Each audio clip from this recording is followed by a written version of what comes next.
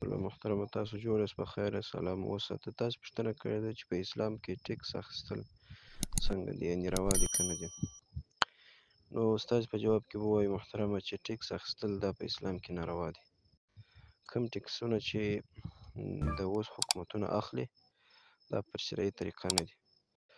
خو په اسلام کې نائبه سته نائبه دې ته ویل کېږي چې کله د امارت بودیجه یا د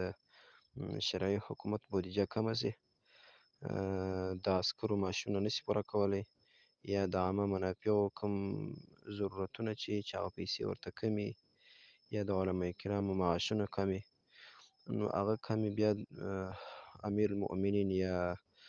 د وخت خلیفه یا د وخت امیر و باچا کولی شي چې پر خلکو باندې د ضرورت په اندازه باندې مالیه حواله کړي